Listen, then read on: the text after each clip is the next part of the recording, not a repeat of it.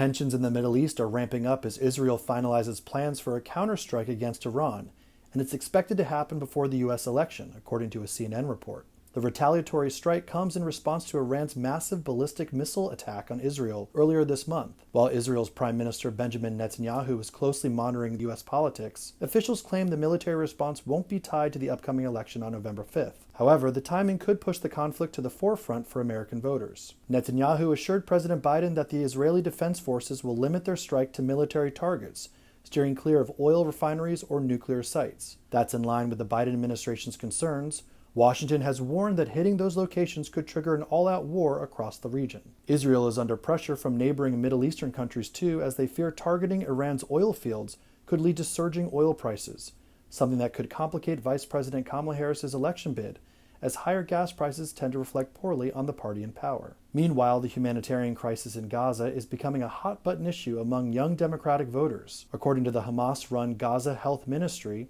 around 42,000 Palestinians have died over the past year. However, the numbers don't distinguish between civilians and militants, fueling the political debate. With mounting pressure from within the Democratic Party, Secretary of State Anthony Blinken and Defense Secretary Lloyd Austin recently penned a letter warning that U.S. military aid to Israel could be paused if humanitarian aid to Gaza isn't increased. But notably, neither President Biden nor Vice President Harris signed that letter.